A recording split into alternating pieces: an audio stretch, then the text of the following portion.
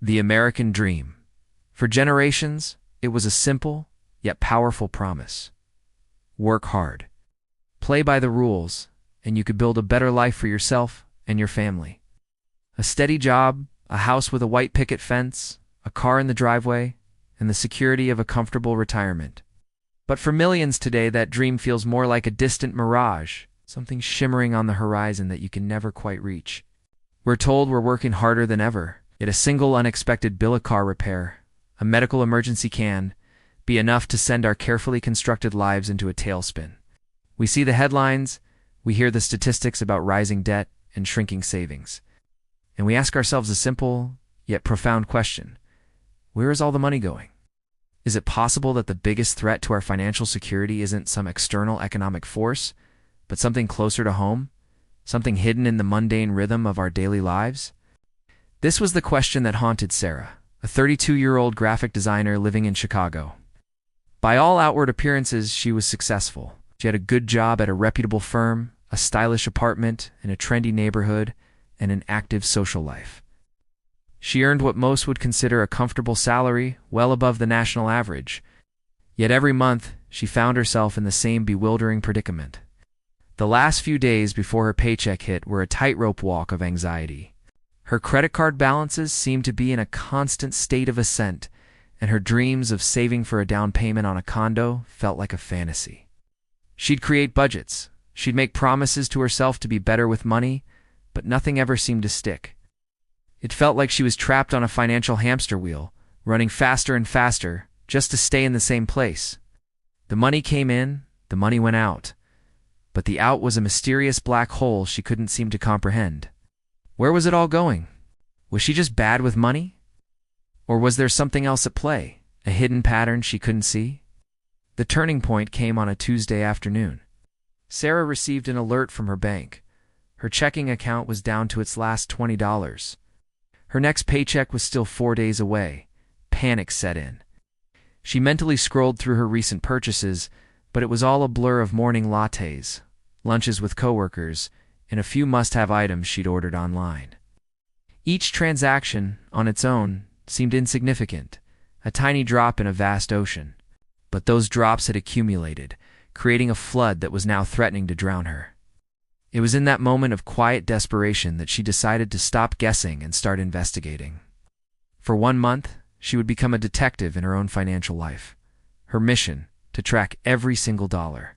No purchase was too small, no swipe of the card too insignificant. From the $5 specialty coffee to the $50 she spent on a new video game, everything would be documented.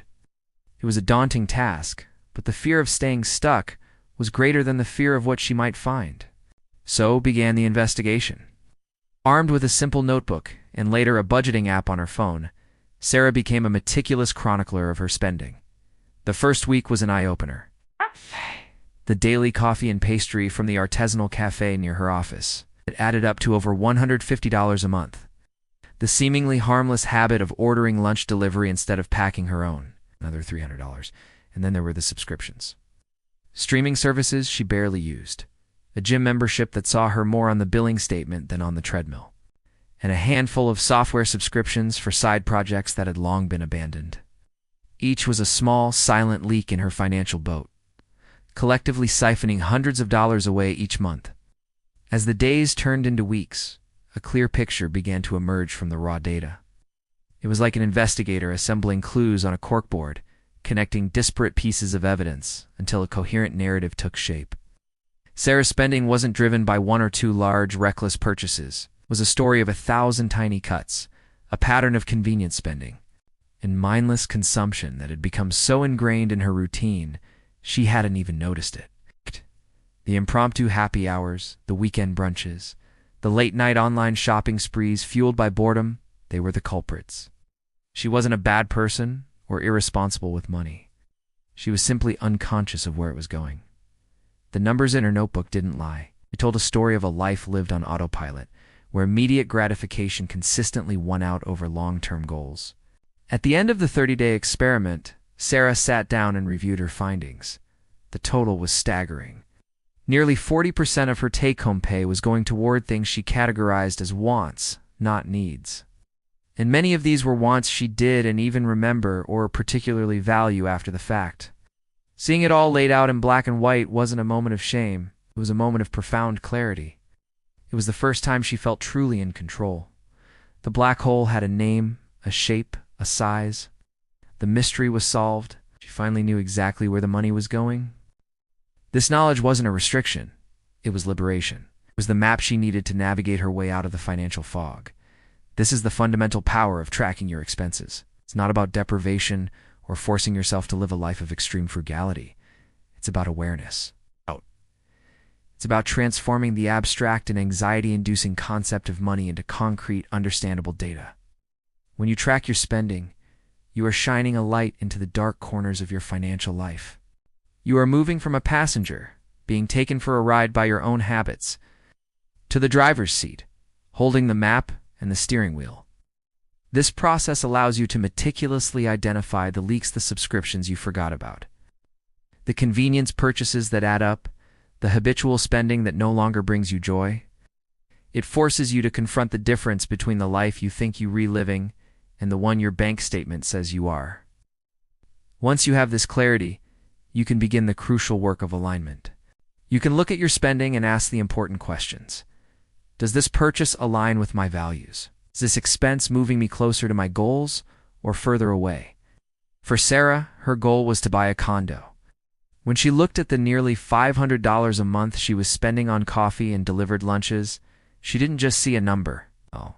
She saw a tangible piece of her down payment disappearing every month. The choice was no longer abstract. It was, do I want this $25 lunch, or do I want to be $25 closer to owning my own home? By tracking her expenses, she gave herself the power to make conscious, intentional decisions rather than reactive, impulsive ones. She started making small, deliberate changes. She invested in a quality coffee maker and started brewing her own lattes at home.